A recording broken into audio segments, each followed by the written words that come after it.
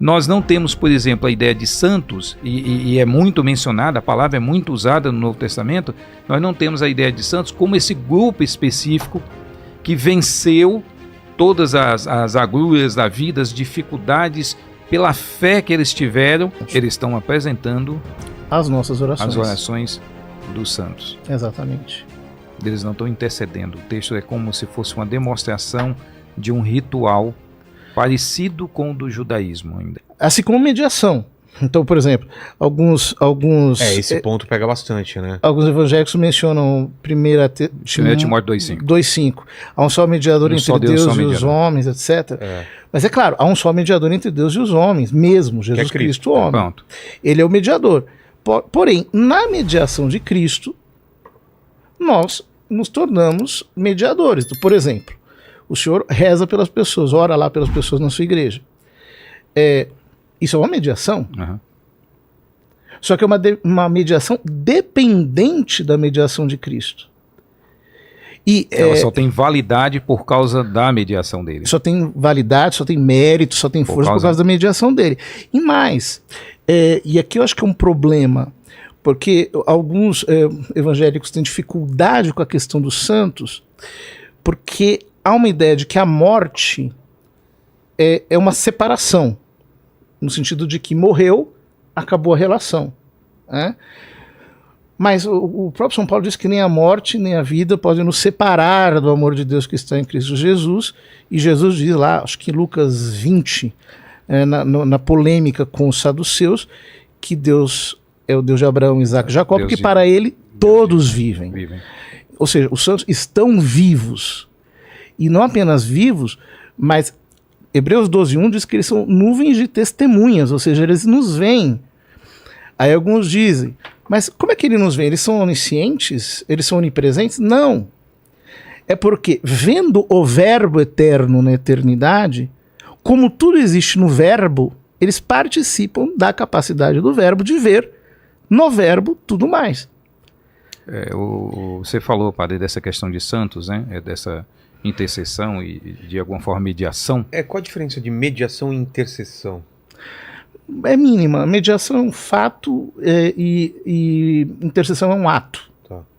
Agora, por exemplo, nós temos no escrito do Novo Testamento, e aí nós temos que validar isso, né? Porque é interessante. Às vezes o católico, é a impressão que eu tenho, às vezes o católico pega, esse texto aqui está no Novo Testamento, então a gente usa e diz, isso aqui é suficiente para eu montar minha teologia.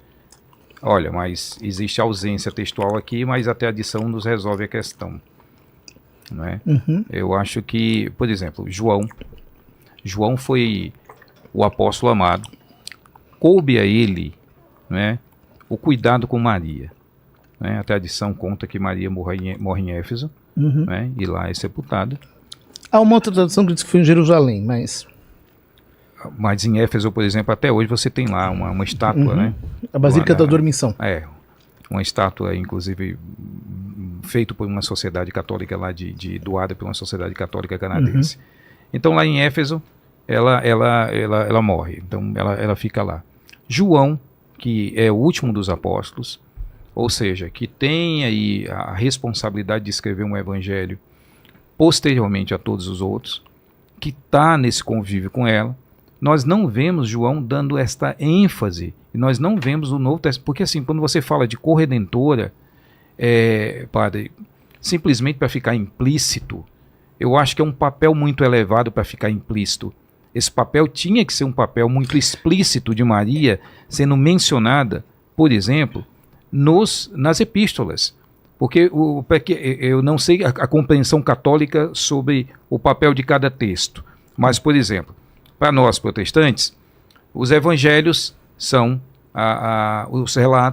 esses relatos da pessoa de Jesus, né? Cada um abordando algo acerca da sua natureza, cada um abordando algo do que ele é, e complementam essa ideia completa, né, de quem é Jesus segundo o cristianismo. As epístolas, algumas delas anteriores aos próprios evangelhos, algumas dessas epístolas serviriam para essa orientação eclesiástica, porque a maioria dessas epístolas são escritas para igrejas. não é? Algumas são circulares, algumas são direcionadas a uma congregação específica. Então, essas igrejas que recebem, através das epístolas, esses ensinos, simplesmente há uma ausência disso. Por exemplo, a ideia de santos, não é? Paulo deixa bem claro, escrevendo para a igreja de Corinto, que é uma igreja extremamente complexa, né? E ele chama os santos, né? E ele fala em dois aspectos curiosos, né? Aos santificados em Cristo Jesus, chamados para ser santos. Ou seja, ao mesmo tempo que, uma vez que eu creio em Cristo, os méritos de Cristo como santo, como salvador, esse mérito vem sobre mim para que eu possa ser santificado diante de Deus, como alguém que vai estar presente dele, não é? Como um salvo, eu também, ao mesmo tempo, sou chamado à obra de santificação, ou seja, vencer os meus pecados, lutar contra a carne, lutar contra tudo aquilo que, segundo a Escritura, segundo a fé cristã, são os embaraços da minha espiritualidade para que eu viva a santidade perfeita de Deus. Nós não temos, por exemplo, a ideia de santos, e é muito mencionada, a palavra é muito usada no Novo Testamento, nós não temos a ideia de santos como esse grupo específico que venceu todas as agruras da vida, as dificuldades, pela fé que eles tiveram, eles agora devem ser vistos como pessoas especiais ao lado do Pai, ali intercedendo. Hebreus 11 apresenta o quadro dos heróis da fé. Sim. E Hebreus 12, depois de apresentar o quadro dos heróis da fé, começa dizendo que nós temos uma nuvem de testemunhas. E o próprio livro do Apocalipse... Mas essa nuvem de testemunhas é uma nuvem de testemunhas que está intercedendo por nós no céu? Apocalipse 5:8 diz que sim. Que você tem os 24 anciãos que apresentam as orações diante de Deus. Só que tem uma coisa, não só isso. Mas os 24 anciãos, então, representam os santos que partiram. Só isso. A totalidade dos santos. O próprio Apocalipse 7 fala dos que venceram o sangue do Cordeiro, os que venceram os que passaram pela grande tribulação, lavaram e alvejaram as suas vestes no sangue do Cordeiro. São os fiéis de todos os tempos, essa multidão inumerável que ele menciona ali. Mas o que eu acho que a gente precisa, talvez com um elemento de compreensão, trazer para a mesa é a realidade da comunhão dos santos. Quer dizer, nós estamos em comunhão. Quando, por exemplo, São Paulo diz, quando o membro sofre, todos sofrem. É um corpo, né? A ideia do corpo, né? A ideia do corpo. Né? Esse corpo de Cristo não está apenas na terra. Inclusive, na carta aos Colossenses, Jesus diz, aliás, Paulo diz que nós estamos assentados com Cristo nas regiões celestiais. Em Cristo Jesus. E, então nós podemos, se nós estamos assentados com Cristo nas regiões celestiais, quanto mais quem já está mesmo nas regiões celestiais, que pode interceder. Né? Mas essa não é, a questão não é se nós estamos, é até onde há de fato uma intercessão. Porque se eu posso, padre, assim, a questão da intercessão sempre foi um aspecto muito curioso da religiosidade revelada de Deus desde o judaísmo, né? O ministério sacerdotal era um ministério de intercessão. Uhum. O ministério do sumo sacerdote é um ministério de intercessão. Continua sendo. Não é isso? Uhum. Então, gradativamente nós vamos ver, e o Novo Testamento, ele é visto, os cristãos vão ver o Antigo Testamento como uma sombra, né, de coisas, como diz o livro de Hebreus, daquilo que haveria de vir, de alguns aspectos. Mas, ao mesmo tempo, nós temos, por exemplo, sempre o mediador, sempre essa questão da intercessão, ela parte de alguém específico, escolhido específico, dentro de um grupo específico. Né? No caso do judaísmo, sacerdote, sumo sacerdote. No caso do cristianismo, nós não vemos essa ideia, por exemplo, de que eu tenho lá as pessoas que partiram, elas estão me dando uma força do céu, elas estão ali, né, me ajudando de alguma forma diante do trono da graça. Até porque o cristianismo, ele tem um aspecto muito diferente do judaísmo, extremamente diferente nessa questão da intercessão. O judaísmo acreditava que o sumo sacerdote, é esse veículo, né, de mediação entre o povo e Deus. nós acreditamos que temos em Cristo esse acesso direto.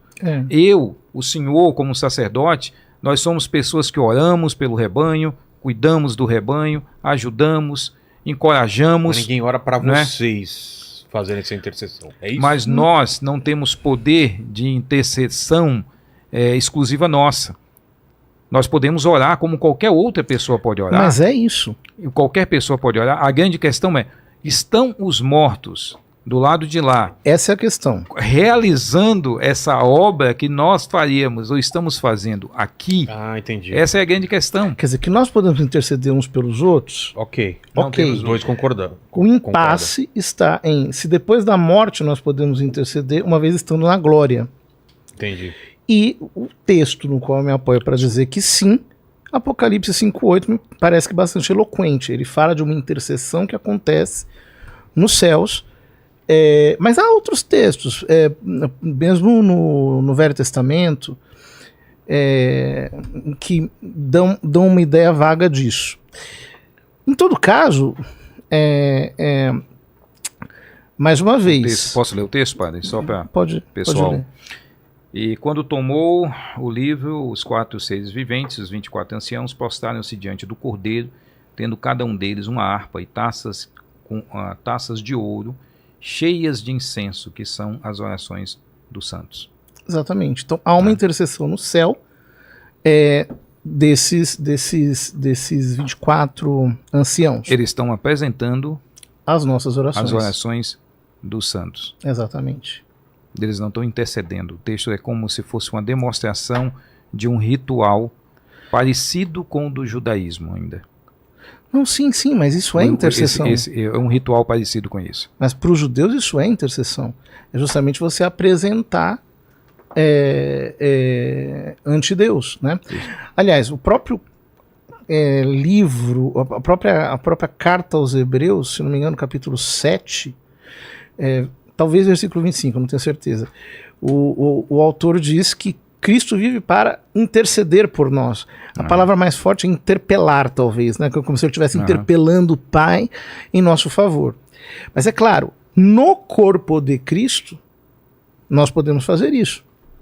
Eu posso interceder, né? Por exemplo, se eu recebo um peso de intercessão para rezar por uma determinada circunstância, então intercedo até que haja uma resposta de Deus sobre aquilo.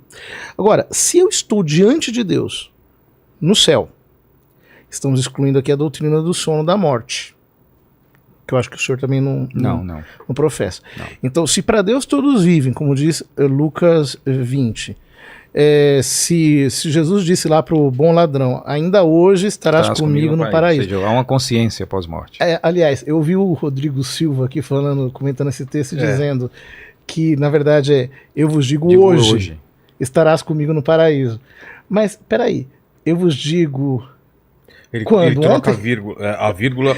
Não faz sentido. Não faz sentido. Ele está dizendo que não é hoje que vai estar no paraíso, que ele está dizendo hoje. Mas ele está dizendo ontem? Há uma necessidade de dizer hoje. Há uma necessidade de dizer hoje. Né? Eu te digo. Né? Eu te digo hoje. É claro, tem que ser hoje. Não, hoje estarás comigo no paraíso. Ou seja, se o ladrão está hoje com Cristo no paraíso, eu imagino que ele está lá intercedendo pelos outros ladrões que precisam se converter e precisam se salvar. Né? E assim todos os santos vai dar trabalho aqui céu. no Brasil, hein? Vai dar muito trabalho. Bastante trabalho. Vai muito trabalho, muita intercessão aqui. Eu imagino, né? Por exemplo, a gente falar assim, por exemplo, uma mãe que morre está diante de Deus. Ela vai estar absorta na contemplação de Cristo e a caridade para com seus filhos vai acabar ou ela vai aumentar? Vai aumentar. A visão de Deus só aumenta a minha caridade. Se a visão de Deus aumenta a minha caridade, ora, é aí que eu vou interceder mesmo. Porque o primeiro modo de ajudar alguém é intercedendo por ele.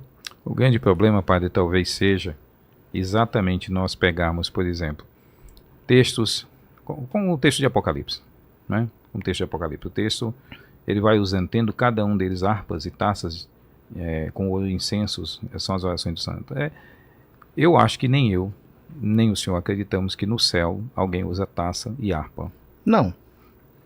Não é? Eu acho que Bom, nós acreditamos que não é possível que o céu seja uma extensãozinha aqui da Terra, um puxadinho da Terra. Eu acho que o céu deve ser uma coisa muito gloriosa, muito, muito, muito magnífica, que mas quem chega lá fica meio extasiado até com essa contemplação. Eu também não